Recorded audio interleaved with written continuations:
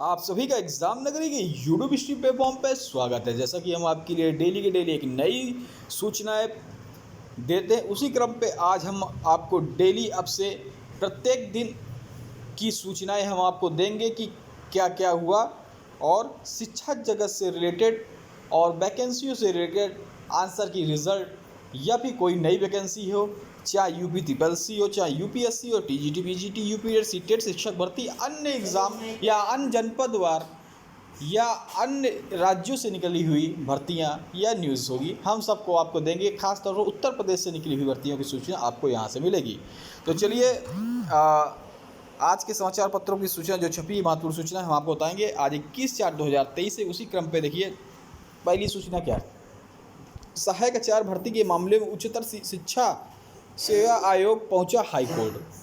तो सहायक जो आचार्य भर्ती के मामले में शिक्षा सेवा आयोग हाईकोर्ट पहुंचा, तो क्या है, तो जो सहायक आचार्यों की भर्ती के मामले में एनसीटी की ओर से निर्धारित न्यूनतम योग्यता को सही मानने के एकल पीठ के फैसले को, जो एकल पीठ का फैसला था एनसीटी की ओर से निर्धारित जो न्यूनतम योग्यता को सही मानने के फैसले पर उच्चतर शिक्षा सेवा आयोग इलाहाबाद हाई कोर्ट में चुनौती दी है। मामले को शुक्रवार को सुनाई होगी। उच्चतर शिक्षा सेवा आयोग सहायक आचार्य की 75 पदों भर्तियों के लिए आवेदन मांगे थे। इसमें यूजीसी रेगुलेशन 2018 के अनुसार एमएड अथवा शिक्षा शास्त्र में परास्नातक को भी अहर माना गया था। मामला हाईकोर्ट पहुंचा तो यूजीसी के बजाय एनसीटी की ओर से निर्धारित योग्यता को वर्ता दी।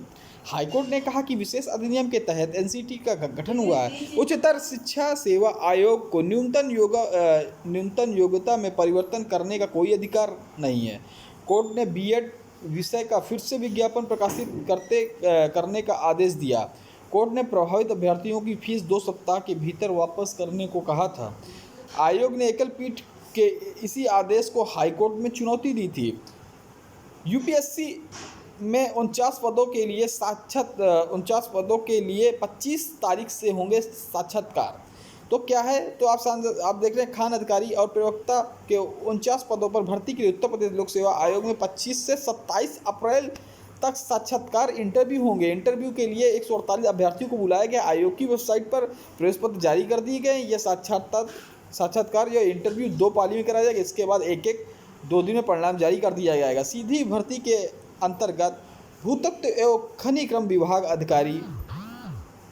अधिकारी और होम्योपैथी व यूनानी मेडिकल कॉलेजों के प्रयोक्ता का चयन होना है। खान अधिकारी के 17 पदों पर भर्ती के लिए आयोग 27 अप्रैल को 2 पालियों में इंटरव्यू होगा।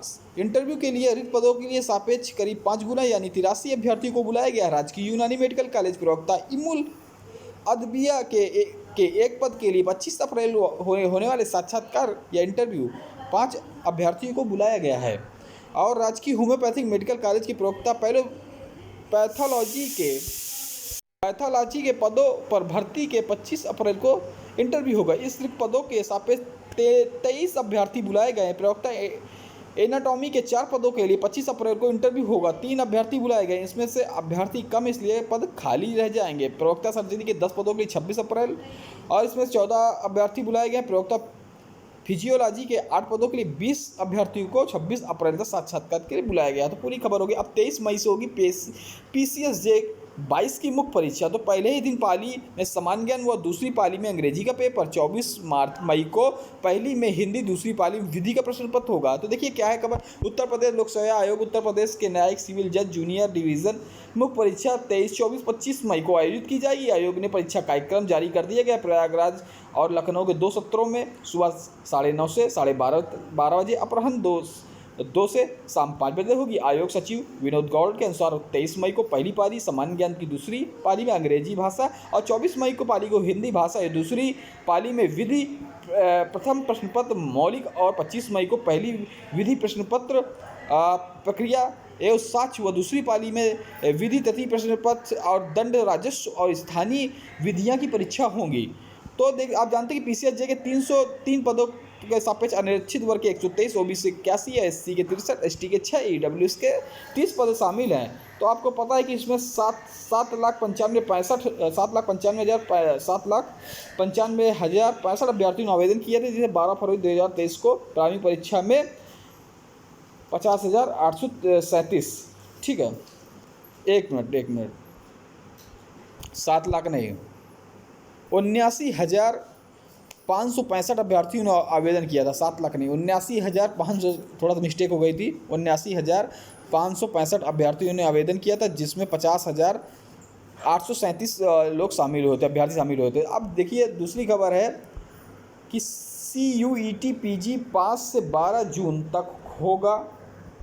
ठीक है, तो देश भर के विश्वविद्यालयों में स्नातकोत्तर पाठ्यक्रम के दाखिले के लिए साझा विश्वविद्यालय प्रवेश परीक्षा स्नातकोत्तर PG का आयोजन 5 से 12 तक हो। उम्मीदवार इस परीक्षा के लिए 5 मई तक आवेदन कर सकते हैं। जानकारी के लिए उम्मीदवारों को NTA की वेबसाइट, जो nta.ac.in,